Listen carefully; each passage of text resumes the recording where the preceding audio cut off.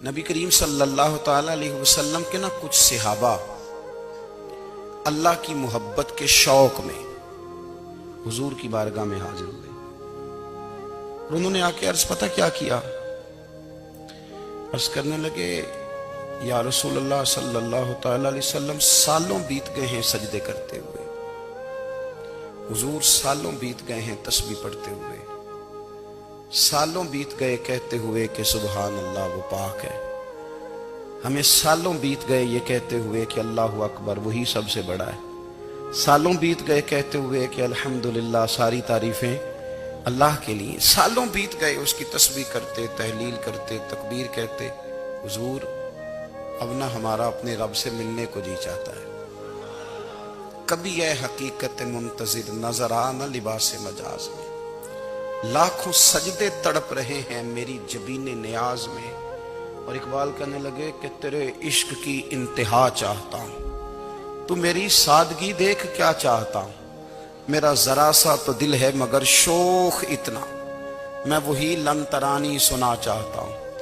میرا بھی دل کرتا ہے کہ اللہ میں تجھے کہوں میں تجھے دیکھنا چاہتا ہوں، جس طرح حضرت موسیٰ کلیم علیہ السلام نے کہا تھا، اور تو مجھے کہے کہ لن ترانی تو نہیں دیکھ سکتا، ذرا سا تو دل ہے مگر شوخ اتنا، میں بھی وہی لن ترانی سنا چاہتا ہوں۔ پھر کہنے لگے بھری بزم میں راز کی بات کہہ دی، بڑا بے ادب ہوں سزا چاہتا ہوں۔ دیکھو سب لوگوں کے بیچ ہی میں نے یہ کہہ دیا۔ میرے عزیز صحابہ نہ شوق میں، کتنے سارے لوگ ہیں آپ، کتنی ماشاءاللہ بڑی تعداد میں آپ آئے، ہم بھی کبھی اس شوق میں گئے ہیں کہ ہمارے رب کو دیکھنے کو دل چاہتا ہے، ہمارا جی چاہے وہ کبھی ہمیں ملے، ہم کبھی اس کی زیارت کریں، اس کی بارگاہ کرم میں ہم حاضر ہوں۔ صحابہ نے عرض کیا یا رسول اللہ صلی اللہ تعالی وسلم ہمارا رب کہاں ہے؟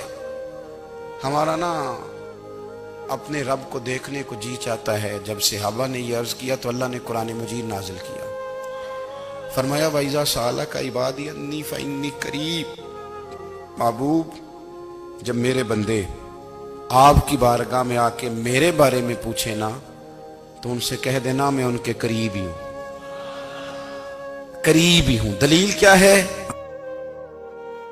آئی اذا دان، یہ جب بھی مجھ سے دعا مانگیں گے میں ان کی دعاؤں کو قبول فرماؤں گا، میں ان کے قریب ہوں، میں ان کے قریب ہوں، یہ جب بھی دعا مانگیں گے نا میں قبول کروں گا، میں ان کے قریب ہوں۔ اللہ تبارک و تعالیٰ کے بندے اللہ سے محبت کرتے، رب کی بارگاہ میں جھکتے، اس کو اپنے دکھ سناتے، اس کے پیارے محبوب صلی اللہ تعالی علیہ وسلم کا وسیلہ لے کے اس کے حضور حاضر ہو جاتے، پیشانیاں سجدوں سے روشن ہوتی۔ ہم نہ ہر چیز کے لیے وقت نکالتے ہیں، ہر چیز کے لیے، لیکن عبادت کے لیے وقت نہیں نکالتے۔ ہر شے آباد ہے، ہر شے، ہماری فیس بک بھی آباد ہے، واٹس ایپ بھی آباد ہے، ہمارے ٹویٹر بھی آباد ہیں، ہماری ہر چیز آباد ہے، سب سے کم آباد ہمارا مصلی رہ گیا ہے، سب سے کم۔ وہ لوگ اب ڈھونڈنے سے ملتے ہیں جن کی بغل میں مصلی ہوتا تھا۔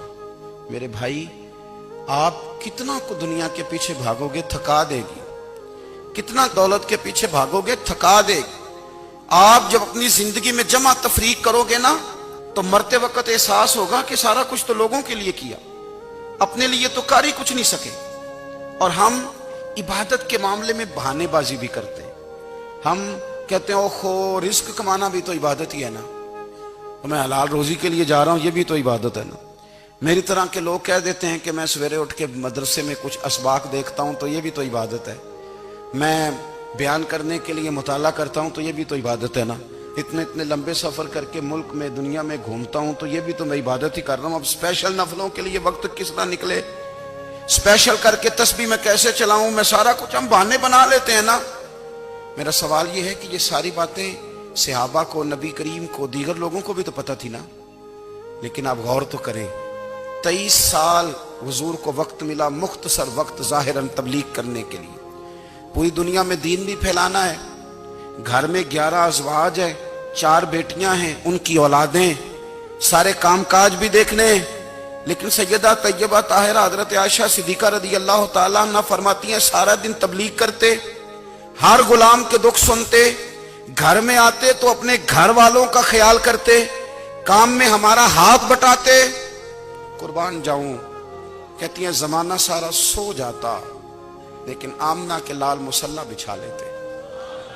دنیا سو گئی، ساری سب سو گئے، جو خدام تھے، وہ جو غلام تھے، وہ سو گئے۔ صحیح مسلم نے لفظ ملیں گے، سیدہ پاک فرماتی ہیں او میرے نبی کے غلاموں، میں نے یہ رنگ بھی دیکھا ہے کہ حضور نے اتنا کھڑے رہے، اتنا قیام کیا، اتنا قیام کیا کہ مقدس پیروں میں ورم آ گئے، سوج گئے پیر اتنے بڑے۔ دل پہ ہاتھ رکھ کے نہیں بتا سکتا کہ میرے کبھی نماز میں پیر سوج گئے، کوئی نہیں بتا سکتا۔ بچوں کی روٹی کماتے تھک گئے بات الگ ہے، ہم سیر کرنے گئے تو تھک گئے بات الگ ہے، لیکن عبادت میں یہ بھی تو مسلم شریف ہے نا، یہ بھی تو دین ہے نا، یہ بھی تو حضور کی سنت ہے، یہ بھی تو وہ چیز ہے جو کریم کی آنکھوں کی ٹھنڈک ہے۔ سیدہ فرماتی ہیں پیروں میں ورم آ گئے، اور ساری رات ہی حضور نے نماز پڑھی اور ایک ہی آیت بار بار دہرائی۔ مسجد نبوی میں بلال حبشی نے فجر کی اذان دے دی اور حضور ابھی مصلی پہ تھے، کریم فارغ ہوئے۔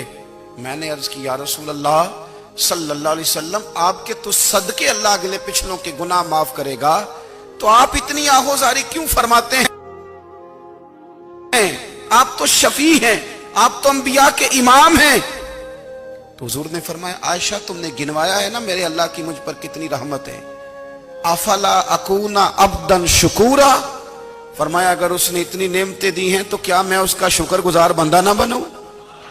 میں شکر گزار بندہ نہ بنوں اس کا؟ پھر اگر اتنی نعمتیں اس نے دی ہیں، مجھے اتنا نوازا ہے، تو پھر میں اس کے سامنے سجدے نہ کروں؟ او میرے بھائی، بڑے قابل فخر لوگ ہیں ہم کہ ہم نبی پاک کے غلام ہیں، ہم قابل فخر ہیں کہ نبی کریم کے غلام ہیں۔ کیا کبھی اس غلامی کے شکرانے میں بھی دو نفل پڑے ہیں کہ یا اللہ تیرا شکر ہے تو نے ہمیں حضور کا غلام بنایا ہے؟ یاد رکھیں کہ اپنی روحانی زندگی کو آباد کریں، استغفار پڑھیں، تسبیحات کریں،